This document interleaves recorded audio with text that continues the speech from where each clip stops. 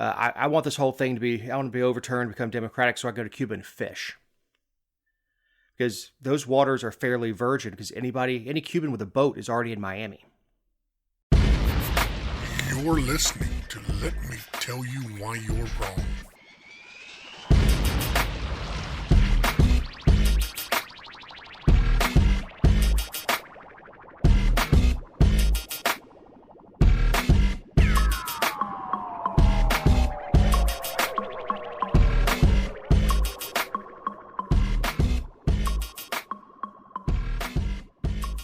Welcome to episode 178 of the Let Me Tell You Why You're Wrong podcast. I'm Dave Roberts. With me is my podcast partner in crime, Jessica Szilagyi. Hi, Dave. Owner of thegeorgiavirtue.com. Owner of the Georgia Virtue. Journalist extraordinaire. You're welcome. How was your week? It was fine. It was, busy, but in a good way, and productive. So I don't really have any complaints, but work is work, man. It is, but at least you're not working for the man. Yeah. What about you? You know, or a man, but go ahead, yes. Or any man. Last weekend we went down to the St. Regis to go to the pool. We talked about it on the show, I think, last week in the closing. The decorum at the pool has certainly gone downhill with the clientele. Now, the service at the St. Regis is still spectacular. The room service, outstanding. The service of the pool, still very, very, very good. But some of the yahoos are showing up, and it's a quiet sort of area where everybody's kind of whispering to themselves. And there was a couple at the end that was on FaceTime for 2 hours straight, each of them on a different phone, making sure that everybody they knew was aware they were at the St. Regis. And then the service at Chops is just abysmal now, for the level of restaurant it is. Mm-hmm. So I know I sound like a snob, but I guess I am.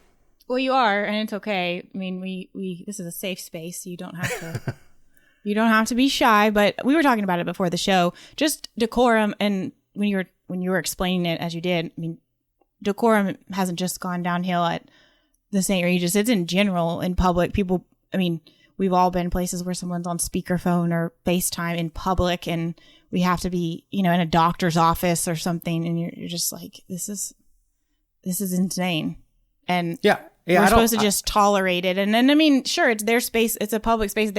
We talked about doing a show about it because, there's just a lot to be said, really. Yeah, and everybody doesn't need to know about your ex-boyfriend getting out of jail at the top of your lungs. They make Bluetooth for a reason. There's also, hey, I'm in a store, can I call you back? Yeah, and if you're going to talk about your ex-boyfriend getting out of jail or something, put that stuff on Facebook so we can all read it. Yeah, so we can all enjoy. Yeah. But we all had a better week than they had in Cuba. Whew. What a week. It really was. I mean, it is interesting to see the Cuban people waving American flags. Maybe they don't have a grasp of history of how much help we've been to Cuba. Like the Bay of Pigs. Yeah. I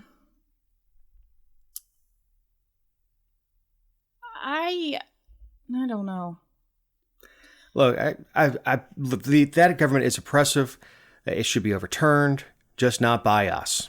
Well, our founding fathers, Thomas Jefferson, my boy Thomas Jefferson, who he wanted to, he spoke in papers about acquiring Cuba.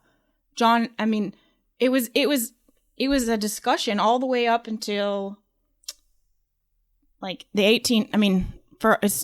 would imagine sometimes it still is, but in terms of, presidential conversations and the expansion of the United States and stuff, but through the 1800s and stuff, every time they went through a hard time, Americans went in and picked up all the land when everything was at the bottom. And then we'd, back a dictator and that person, and there'd be a coup and we'd come in again. And we've caused just as many problems as we've. Well, intervention does that. And look, if is that Cuba, what it's called? Yeah. If Cuba is strategic, so being so close to the United States, It'd be nice to have a strategic ally that close. Selfishly, I want this whole thing to be overturned, become democratic, so I go to Cuba and fish. Because those waters are fairly virgin, because any Cuban with a boat is already in Miami. So there's not a whole lot of offshore fishing that happens around Cuba. The biggest problem with Cuba, though, is that there's been all these restrictions on what we as individuals can do with Cuba in terms of tourism and buying things, commerce, and all this, while our government has had, the complete monopoly on their poultry export or our exports to them. And, I think 70% of their chicken comes from the state of Georgia. It's big business. The government can do it. We just can't. And I feel for them. I feel for them. They don't know what it's like to be free, but then are we the best option for them? Because over here we've got people pleading for people to take their rights. So I would anticipate Russian quote unquote peacekeepers in the next 60 days, or Chinese, something like that, to come and bolster that government. And look, it's the natural progression of things within a communist government is to have an overthrow, because you can only starve people for so long. And as a South Floridian, I'm really curious about going to Cuba. I will not go until they have regime change, because it's not real hard to find out that I had a security clearance. And you think about that guy who got locked up in Russia for months and months, accused of being a spy. Mm-hmm. I just imagine pleading, no, I'm an air conditioning guy. I'm just an air conditioning guy. Right. But Biden says the U.S. may take steps to restore internet access in Cuba. Yeah, and that headline sounds ridiculous until you realize that, there's lots of Republicans calling for us to do something too. Ron DeSantis and Rubio. Yeah, DeSantis said Thursday in a letter to Biden requesting federal assistance to provide internet access to people in Cuba. Senator Rubio has also made similar requests to Biden. DeSantis said, similar to the American efforts to broadcast radio into the Soviet Union during the Cold War in Europe, the federal government has a history of supporting dissemination of information into Cuba for the Cuban people through radio and television Marti, and located in Miami. Which I didn't know that existed. That's my own ignorance and my lack of understanding of Cuba. And I mean, that's kind of wild, but why?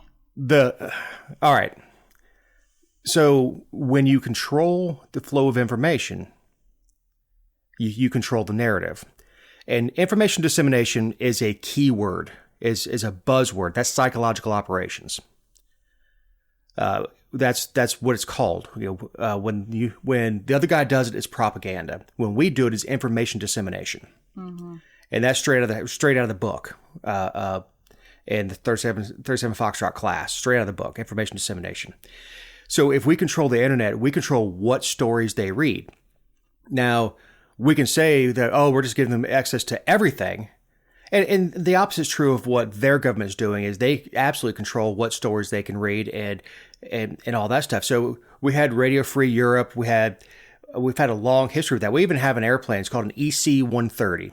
It's a C-130 that's equipped to take over and broadcast TV, and radio in order to send messages to a target area. So we can send the EC-130 up and circle an area and broadcast our messages so it comes through their radios and their TVs so that they get the information that we want them to have, not what's coming over their local stations. We have a long history with this, and there's a whole doctrine that goes along with it. So if it's not really our place, we don't have a dog in that fight right now. That's exactly right. What kind of impact does us broadcasting stuff to the people? Well, they do it all the time. Yes, but if we lost everything. Oh, I guarantee you the Russians would. So would the Chinese. I guarantee they would. If they could control the narrative within the American populace, Russia's already doing it with their meme factories and the stuff that you see out in the Twits and the Facebooks and the Instagrams. All that stuff is coming out of intelligence operations within Russia, within China, and they're using our own social media against us. Some of the stuff I see, I want to do a SCAME worksheet on, which is source, content, audience, media, and effect. Because it's obvious that a lot of the stuff's coming out to gin us up. So that's what the goal is. So yes, if we went into complete disarray, I guarantee you one of the other powers would love to come in and broadcast their messages directly to the American people.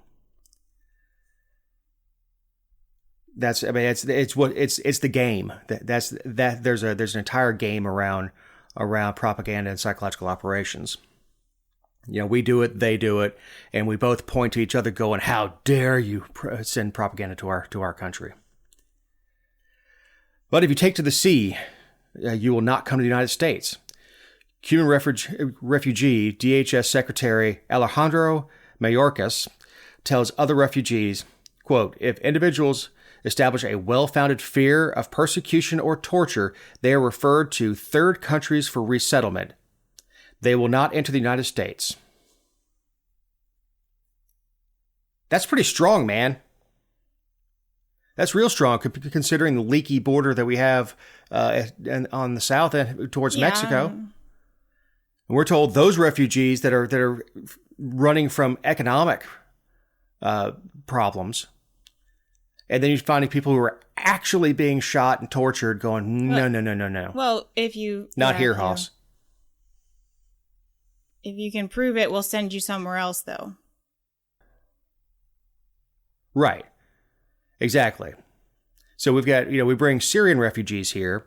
We bring Guatemalan economic refugees here and allow them in. And they stay here while their case is heard. But the Cubans, who live 90 miles from us, who for decades had a wet foot, dry foot policy, which means once they put a foot on U.S. soil, they were given refugee status.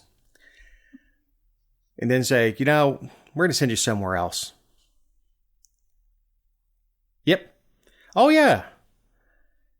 It's not easy being an illegal alien. Remember Elian Gonzalez? That was Bubba Clinton and Madeleine Albright, who sent troops or law enforcement carrying MP5s into this house in Miami to snatch a 3-year-old boy away from his family. He was young. I don't remember how old he was, but I remember it was on. Yeah, he wasn't any more. He was still being held, but snatched him away from, I think it was cousins or uncles or whatever, because his mother died on the trip over, and they decided that they were going to send this child back to Cuba to live with his father, and unbelievable story. I mean, it's not worth rehashing everything, but yeah, the whole policy with Cuba has been a mess the entire time. And of course, we have old Marco. My office stands ready to help leaders of Black Lives Matter organization immigrate to #Cuba. I mean, it's a funny tweet and Facebook post that he put out on both. I mean, it's like, haha, okay, but. The advocate he claims to be, it's kind of interesting that, there's so much turmoil and so much United States-induced turmoil, and he's like, let's crack a joke about sending people there when they're supposedly being terrorized. Well, Trump changed the game with Twitter. So if you want to stay relevant, especially if you want to be relevant for 24, this is what you do, is you get pithy tweets. So Ken Polan, friend of the show and a guest host, I'm ready to help all members of Congress, both Republican and Democrat, immigrate to Cuba. That was on Marco Rubio's post. Yes, it was. He is not pulling any punches. Oh, God.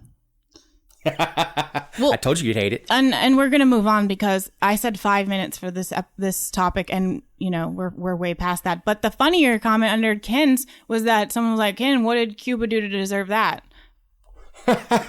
Which is kind of true. So that is awesome. Yes. But if you're headed this way from Cuba, may we suggest going via Mexico, opposed to being in Florida? Yeah, don't go to Suggestion Florida. comes from a story in Lantana, a Florida woman who racked up $165,000 in property and fines, municipal fines, for driveway cracks, storm damaged fence, and cars parked on her own property in an unapproved manner. Yes, this $165,000, Jessica. How'd that happen? Well, so this lady's name is Sandy Martinez, and this has actually been going on. Of course, like the most recent headlines about it totaling $165,000 have made the news because the Institute for Justice is representing her, and she's suing the city. So that's and she recently won on the first little thing where the city tried to have it thrown out, and a judge said no, this can go forward. But so that's why it's in the news. But this has been going on for quite some time. And so there's lots of news articles on it. So I went and looked back on just everything that's been going on. And because when you hear the driveway fines and the fencing, and I mean, I'm sure we have some people who live in HOAs and they're probably like chanting because they think that, you should control what your neighbors do. But we're talking about the government, not an HOA that you've opted into. And the driveway cracks, there's pictures, and we'll post the pictures from the articles, but she got $75 a day in fines for 215 days, and they were minor and cosmetic cracks. Like, this wasn't like the entire driveway was crumbling or breaking off into the street or anything. And $16,000 far exceeds the cost of a new driveway. So there's that. Then there's the fact that they charged her $250 a day because two of her cars touched some of the grass and the sidewalk, and that went up to $100,000 because she was trying to refute it, and supposedly she has proof that she tried to interact with them about this and negotiate, and they didn't return her calls and wouldn't meet with her and everything, so it ran up to $100,000 for parking. Like, it blows my mind that it's her own property. She owns the house. I mean, she doesn't own it. She has a mortgage, but she owns the property. And the way that it's set up is there's grass, there's a very narrow sidewalk, and that sidewalk is directly adjacent to the driveway. And so they had 4 cars, because she has adult children, and two of the cars touched some of the grass and the sidewalk. And so they charged her $250 a day.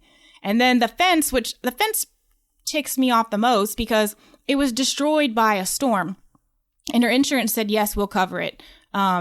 She couldn't afford to pay for it outright. And so they filed the claim. And because it was storm induced and it's Florida, there were lots of other insurance claims. And so it was, a long drawn out process.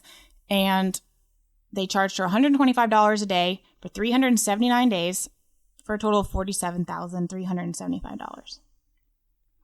This is so Florida. And if she sold her house, she would, she can't, well, first of all, she can't because of the liens they've placed on it, but $165,000, if you see her house, it's not a Yeah, I think large they house. said her house is worth about $300,000. Right. And with her mortgage, she couldn't pay it off. And in Palm Beach County, that $300,000 is not a mansion. Right. So that's, depending on where you're listening to us from, you're gonna be like, $300,000. That's a nice house. No, it's a very small, 1-story ranch. Yeah, not in Palm Beach County. It's not. Right. Well, and they offered to settle. They said, if you pay us $25,000 by December, this was last year, we'll call it even. And she's like, I don't have $25,000. They're like, okay, $165,000 it is. It's. And she asked for the code enforcement officer to come out and look at the property, see what accommodations she made. She's got 4 vehicles, 2 adult children. She lives there and her sister lives there. And they're just, can you imagine trying to play musical vehicles to get out to go to work in the morning? Yeah. And they're all small cars, they're It's not like she's got, a lifted massive truck that probably should have 6 wheels, like hanging off the curb. I mean, they're just lined up so that everyone could get to school and work. Right. On her own property. Exactly, on her own property. This is, and you hit it on the nail on the head with, this is not an HOA. HOA, you go in, they hand you covenants before you buy. And there's no street parking because there's it's like too narrow. It's barely, it's like right. one lane or one, Again, if anybody's been to like residential Florida, not just the beach, you know exactly what you're looking at with these narrow streets and stuff. There is no street parking. There's 2 cars couldn't pass. A car couldn't pass if you left a vehicle on the street unless you put two wheels on the grass or on the sidewalk, in which case you'd get a fine or get towed. These municipalities are addicted to fines. And Florida is known for this stuff, handing out fines for your grass being too long, handing out fines for your shutters not being the right color. I mean, this is what keeps things going for these municipalities. But yet they're not worried about the buildings that are freaking crumbling and killing people. They're not worried about the actual safety. They're worried about whether or not the driveway has any cracks. Well, those are two very different municipalities. One's in Miami, one's in Palm Beach. It doesn't matter. No, I get it. Especially when they were warned about that one. But this kind of stuff, this is just the obtuseness of government. Well, I can't afford it, so. There was a very nice house that I worked on that had a tree went down on the fence, one of the storms that we had, and it stayed there for months. Why? Well, they couldn't get the lumber to fix it because of COVID and the shortage. They were waiting for a fence company to come out. Those people were slammed. So they left the tree down because the neighbor had dogs. And it's the only way the tree worked as a stopgap to keep the dogs on their side of the property. So and their HOA didn't make a big deal out of it. Everybody do. This is storm. The storm rolled through here. I mean, it's like they wait for a hurricane to roll through South Florida, and then the code enforcement people get their ticket books out. Well, and the attorney for the city, just showing how we should do away with cities altogether. He's such a dumbass. He said that this is to keep the city in compliance with minimum property standards and not to collect money. He said she's a recidivist. She's been cited 31 times since 2007 for various code violations. And she's fixed related infractions 10 times, but been non-compliant on 21 violations and repeatedly failed to attend hearings before a special magistrate. She's no stranger to code enforcement. She's well versed in how the process works. The bottom line is she's recalcitrant. She doesn't want to comply with the town's codes. She does what she wants to do. And he said, I would like to send him a letter just for this statement alone. He said that they could have legally charged her $500 a day for the parking violation. Recall that they charged her $250. But because it was because the town tries to temper justice with mercy. Oh, good Lord. $165,000. That's 3 times what this woman makes. There's no victim. It doesn't cost the city anything for her to have cracks in her driveway or to park on her own damn property or to have a fence that is in progress. It costs them nothing. Somebody has it out for this chick. Obviously. That's one of her neighbors that's calling. I guarantee it. I guarantee she is absolutely on somebody's doo-doo list. Well, the Institute for Justice is a fantastic organization, and they will vigorously defend her in this. And then, like I said, they're suing, and as they should. It's ridiculous. I mean, she probably isn't attending hearings all the time because she's working. Like, this isn't some deadbeat woman who, just is... you can see the house is well kept. It's clean. She just has cars parked out front. And $500 a day? Yeah, and I don't know what she's supposed to do. I mean, they obviously don't have the money for the adult kids to move out, or her sister to move out. They wouldn't live together if they did. Well, and the whole basis of her legal argument is, or her, the attorney and everything is, that it's excessive fines. It doesn't match the crime or the alleged crime, and that's completely accurate.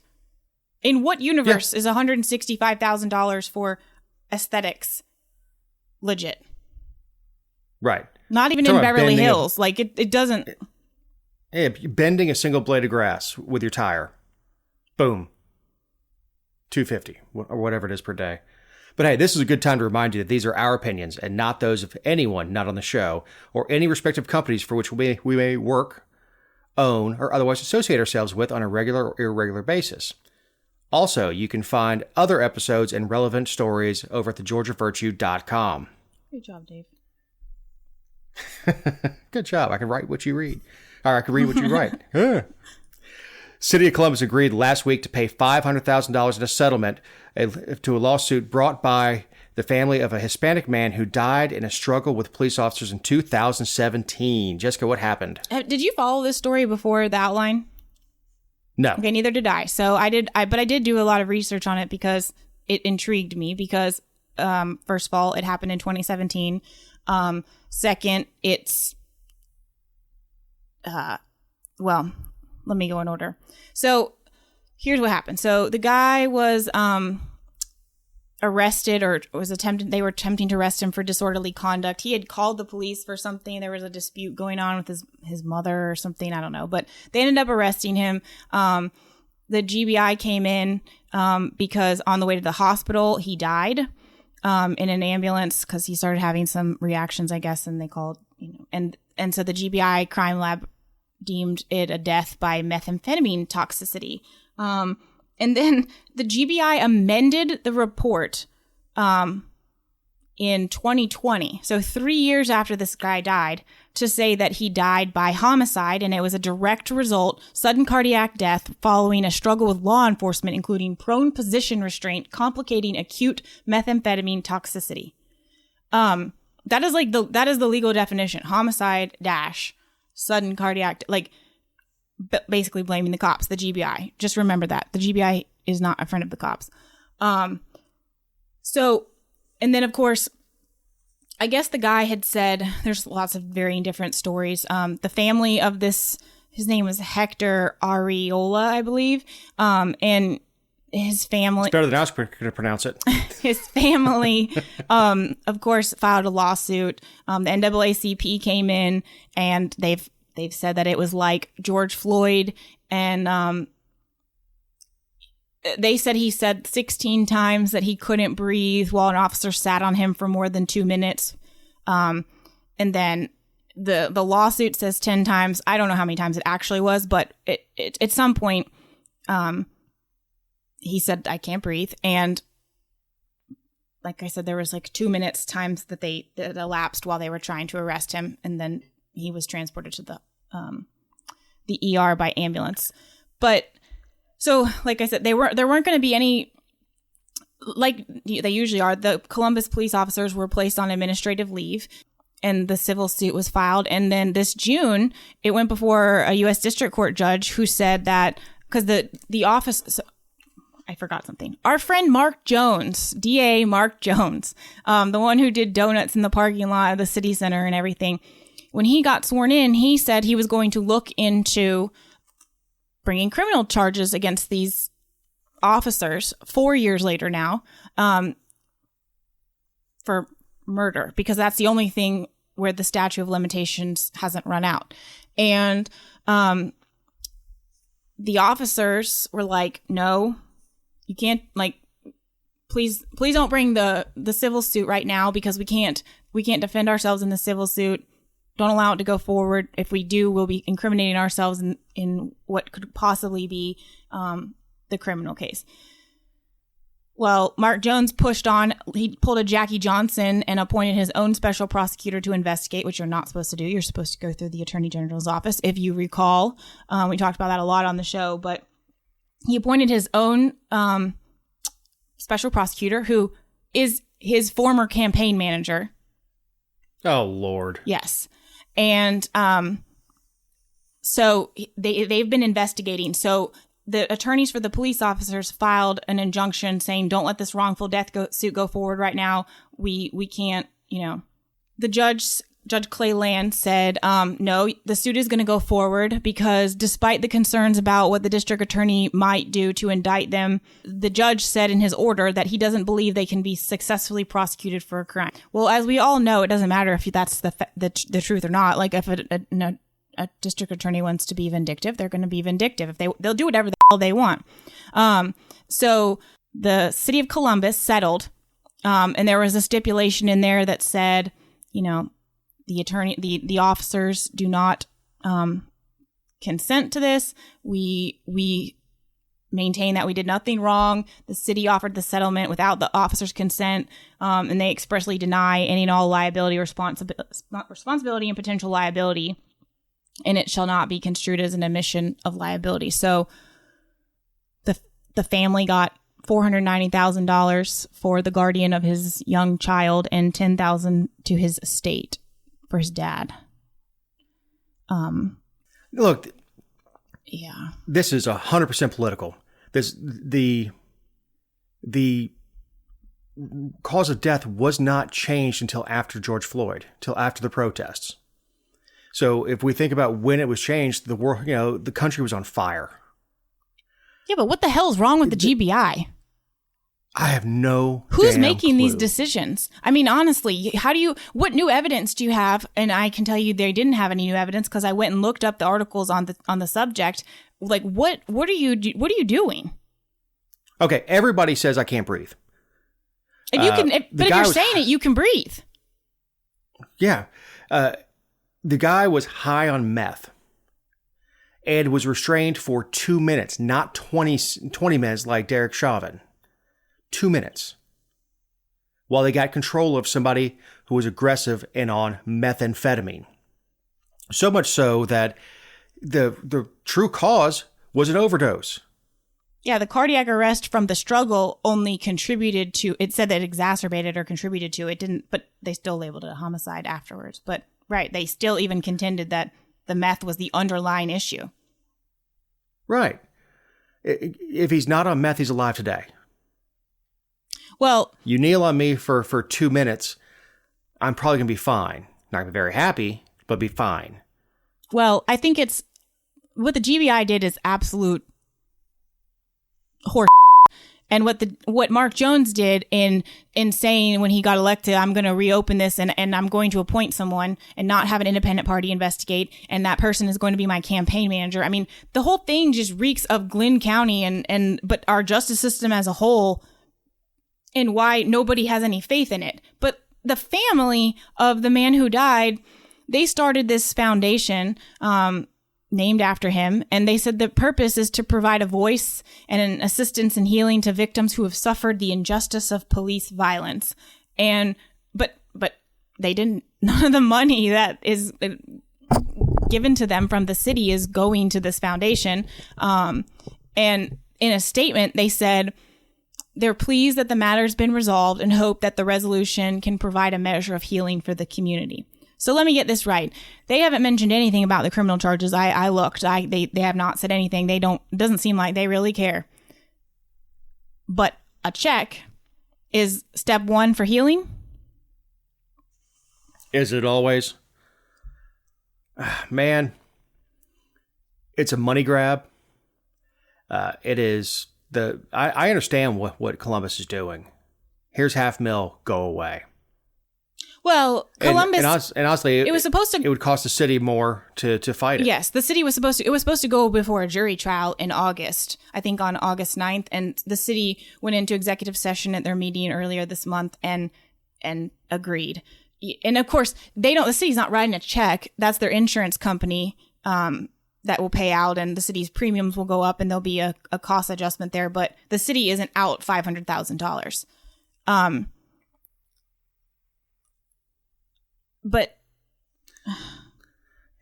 here's it's fine. But that we're not talking about printing new money. That it comes out of that costs every city money. Oh, I'm not saying I'm just saying like the city had nothing to do nothing to lose in settling because now they're off the hook. Right, they're done. Now these two officers are twisting in the wind. Look, and looking at it from the officer standpoint of view is okay. A couple years ago, something bad happened and you were investigated and cleared. The guy was high on meth. He had a heart attack. It happens when you do meth. So they're cleared. And you're struggling and you're fighting. Yeah. Oh, yeah. Yeah. Exactly. You're already on meth, and then you bring up your heart rate by struggling and fighting. But from the officer's standpoint of view, it's hard enough knowing that you were involved in a fatality. So those guys are probably already in counseling, moving on with their lives. Years later, some jackass digs it up and goes, "You know what? It was homicide." And all of a sudden, you're having to relive everything over again. And for what? And with the knowledge that you followed procedures and policies laid out by your department and by Georgia Post on how to restrain a suspect like that. Yes, because a combative suspect. Yes, because the family and the NAACP and all these people, they actually agreed to drop the part. Like so the as is the case when you sue in something like this, they sued the city and then they sued the officers and the chief individually. And the same judge, Clay Land, actually dismissed the suit against the city recently because it said that the officers didn't do anything to violate policy. They were in line with their standards and training, but he left the police officers on there. So they were still sued in an individual basis or in individual capacity, but because it happened in their official duties, the city was still responsible for the bill. So the city council actually settled a lawsuit that was against the chief and 2 officers without their consent for something the city was not involved in, just to get, the city had every reason to dispose of this. Oh, sure they did.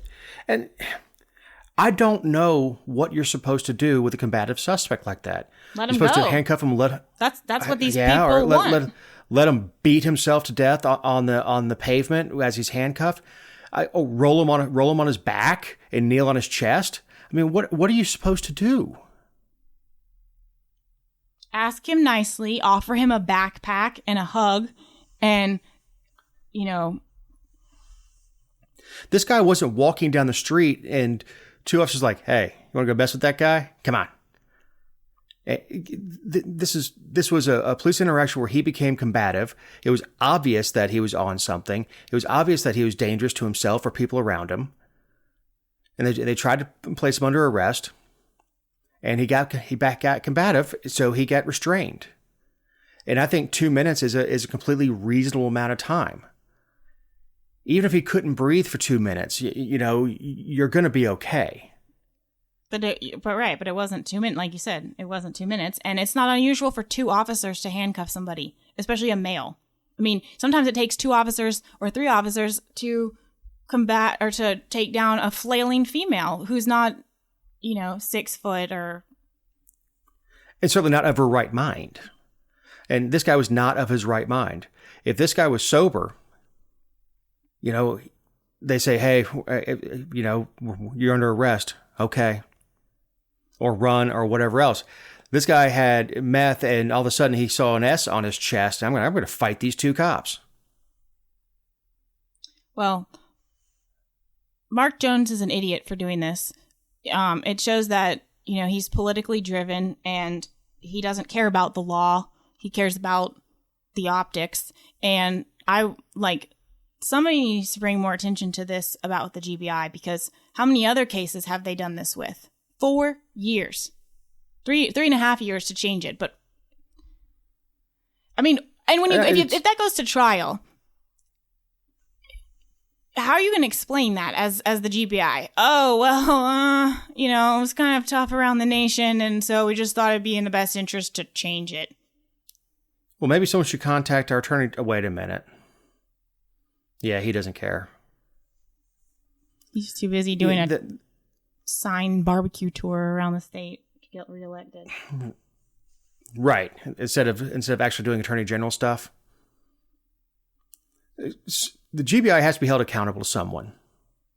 Somebody dug this up. Somebody decided this is what we're going to do. And it cannot be a coincidence that it happened in 2020. It cannot be a coincidence. When everybody else is working from home, and everybody else is, essential workers are the only ones out, and everybody's rushing to Home Depot to buy every piece of lumber they have. There's somebody in the GBI office going, let's see if we have any cases in Georgia where somebody was kneeled on and died. Oh, here we go. And the only parallel is the type of restraint and the fact that the suspect was high. The Chauvin case was glaring because of the length of time. After Floyd was whipped, he was done. He was done fighting. He was done. Chauvin stayed on him. Now, I haven't seen the video on this or anything, but 2 minutes is reasonable. 20-something minutes is not. Or however, it was like 20 minutes that Chauvin kneeled on this guy's chest. You can't go without air for 20 minutes. You can go without air for 2 minutes. And again, he's talking, he's breathing. But if he's not high and being combative and someone kneeled on him, he probably would have been just fine, other than going to jail and being charged with resisting arrest, an assault of an officer, or something like that. He would have been just fine. I would assume, because the first thing the ME said was, methamphetamine toxicity. That got him.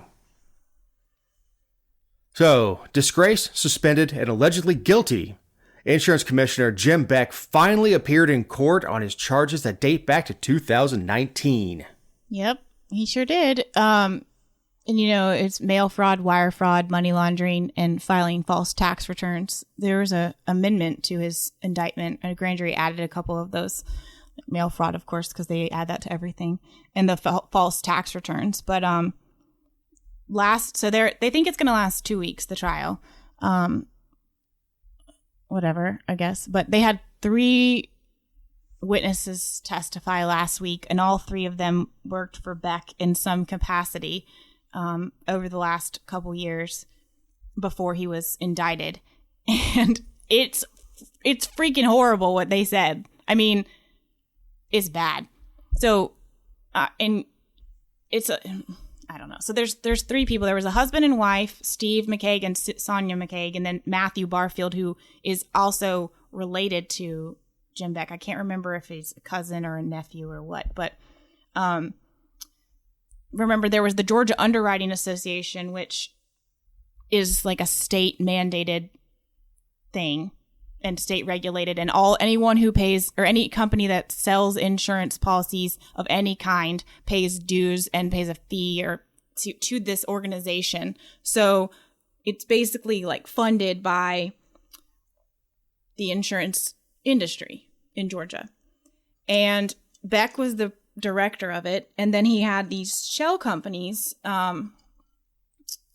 like Green Technology Services and the Christian Coalition, and he would bill different things and then take a thing off the top. This is what we were told initially. Well, as it turns out, it's a little bit worse than that. So Steve McCaig testified last week, and he said that Beck directed him to bill the Georgia Underwriting Association on behalf of Green Technology.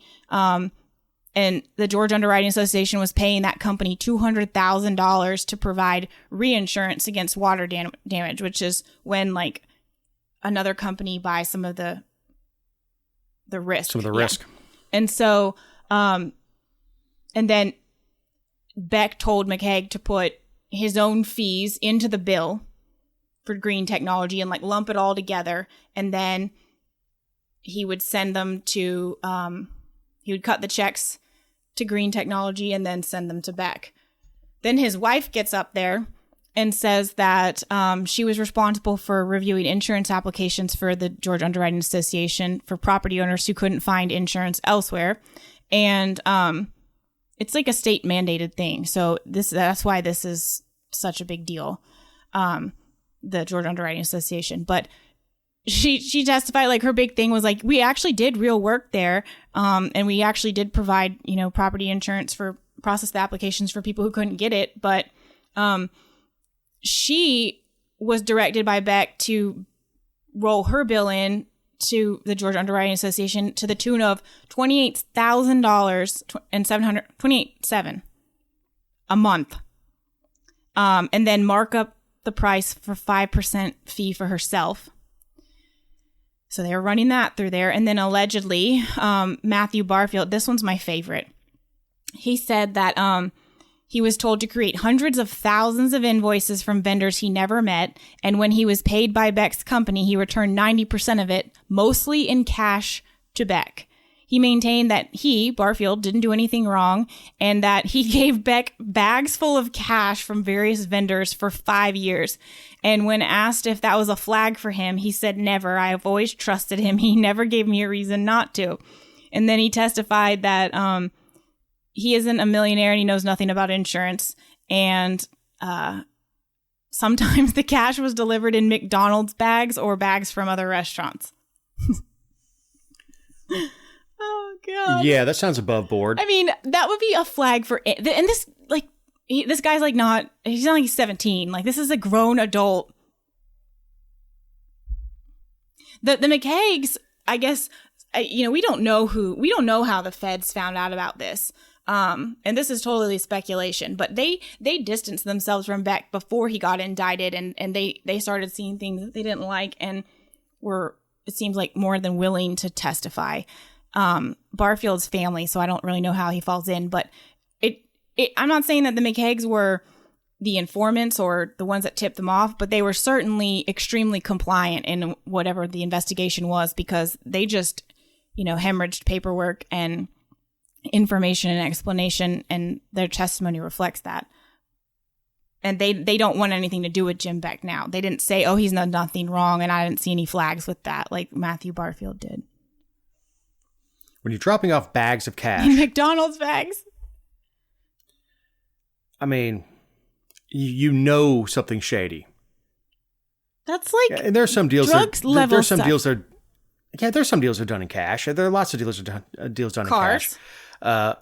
Cars, actually in the machine gun market, the transferable machine guns, ones that you can actually own, that is a primarily cash interaction, but it's usually not delivered in a McDonald's bag. From vendors you've never met. Yeah, it comes in bank envelopes. And like I said, he was paid by Beck's company, so he billed them. Matthew was paid, and he returned 90% of it in cash to Jim Beck, and he didn't see anything wrong with that. I'm dying to know what he was offered to not be indicted, because he looks guilty as sin to me. Look, the feds don't lose cases. No, BJ Pack did a great job. Yeah, this was thoroughly investigated. Beck kept his position because he was a constitutionally elected officer, which soon we'll be having a special election. No, they appointed. So this is what happened. So if he gets acquitted, John King, who Kemp appointed, is removed, and Jim Beck is restored to office and will run for re-election in 2022 with an I next to his name, despite the fact that he has not served but 4 months so far. I mean, he'll serve some more time if he's, this will be over next week. But John King's out, Jim Beck's back to being the incumbent. If Jim Beck is convicted and he's already been suspended, it would just be an automatic default to removal of office, and John King would stay. And he's already announced he's running again. So, but I don't want Jim Beck to be acquitted, because I think there's clear evidence of wrongdoing here. But it would be so interesting to watch an incumbent who hasn't served run for re-election. Interesting is one word for it. Yeah. So very Georgia. Oh man, he is dirty. What is it with that office? Is it just the money? There's so much money in insurance. Well, and not just that, but first of all, it's very difficult to understand. Like, we know a lot more now because it's all coming out in a trial, but what we heard initially was that it was a money laundering scheme and shell companies and all this stuff. But the insurance industry is very confusing to explain, and a lot of people don't understand, and a lot of people don't care. It's not sexy. It's not like, the governor's office or the Department of Health or something like that. It's hard for people to grasp, and so most of the time it's unwatched. Well, no one even thinks about the insurance commissioner except on election day, and if they have a problem with their insurance company. Yeah, if you've been scammed, or if your rates go up. If you get scammed, your rates go up, or a tree falls on your house and you're having trouble getting response out of your insurance company. People call the insurance commissioner's office, but no one really thinks about that office until something happens, or you make the news like Jim Beck or John Oxendine or several others that around the country. But insurance commissioner just seems to attract crooks. It does, and Jim Beck has maintained that he's innocent all along, and if he's restored to office, I mean, aside from the fact that he hasn't served, and first of all, if he's acquitted, in my opinion, it will be because they weren't able to provide the evidence, not because he's innocent. I don't believe that he did nothing wrong. I swear to you, if he is acquitted and he runs for office, I'm going to go to his campaign events with McDonald's bags and stuff and throw it at the stage. Well, I look forward to whatever episode that is from the Paulding County Jail when you get arrested for that. But no, I mean, like, how do you overcome the fact that this was national headlines, that everyone in Georgia knows that? Although I guess people, again, you were talk about not being watched. I posted the other day about how, we've been paying his salary $200,000, or the salary plus benefits, which is costing us $200,000, plus John King's, for a total of $400,000 for the last 4 years. And we still rank like worst in the nation for a lot of types of insurance rates and efficiency and everything. And there are people who are active political people who post all the time, who are involved and go to their local party stuff, who had no idea that we are paying both salaries. And I'm like, where have you been? So maybe he could overcome it, but it seems to me that it would be difficult. Like, even if he did do it, just take the L and go home, because all you're gonna do is talk about what you didn't do, explain that you deserved $200,000 while you sat at the house in the middle of a pandemic, and for 2 other years while the rest of the state, worked and tried to support themselves. You don't have any good angle here. You don't, but people don't care. No. Sure, I hate the people in the know. I know the policy wonks like the both of us understand what's going on and would vote for Mickey Mouse over Jim Beck. But your average voter, your person that's going in to pull the handle on the R, is going to see RI and pull the handle, or not pull the handle, push the screen. I'm old, I know, and push the screen. Republican incumbent, hit the screen, because that's what we have with the voting populace. And as long as they see that's what's going to happen. And if I were to look at my crystal ball. But, Jessica, do you have any closing thoughts? Yes. Well, it's kind of a question, because I read this article and I was astounded at what the answer is. Do you know what America's favorite ice cream flavor is? Vanilla. No. No? Try again. Chocolate. No. Okay, let's not play this game. What is it? Mint chocolate chip. Really? I would have thought, I actually guessed like cookies and cream or chocolate chip, but mint chocolate chip? Really, folks? That's not even, it's... Well, mine is... It's wrong. Mine is chocolate chip cookie dough, but I only eat the cookie dough. No? I mean, I like it, but I just like I just like to get the cookie dough out. And anyway, mint chocolate chip, another disappointment. I would have thought vanilla, just because the favorites would have been spread out over all the other flavors, and everybody eats vanilla. Right. It's, yeah. Vanilla, chocolate, and strawberry were not even in the top 10. Wow. I know. I mean, there's nothing like a scoop of Breyer's vanilla ice cream and Publix birthday cake. Yes. I mean, that's a birthday where in Florida and now in Georgia. I mean, when I got here and tasted Kroger cake, I was very upset. Yeah. I guess we just lost Kroger as a sponsor. It's okay. Your cake's dry. Anyway. Well, a story we didn't get to that I think is worth mentioning, and I think we'll cover in the coming weeks, is the federal government is flagging posts on social media and related to coronavirus. So they are monitoring social media and flagging stuff they feel is inaccurate. The federal government is deciding whether something is accurate. The same people that told us that the virus came from bats, the same government that told us that we don't need to wear masks, the same government that told us we need to wear 2 masks, are now deciding whether or not what you say is accurate. And Facebook is playing along with them. Is it any wonder that Jen Psaki looks just like the owner of Facebook? Oh, Lord. She does. Oh, Lord. She looks like him in drag. Oh, my. And she has sort of the same lost look when people ask her questions. Like, let me look in my folder. I got a binder for that. So if you like what you heard, like us and share us on social media.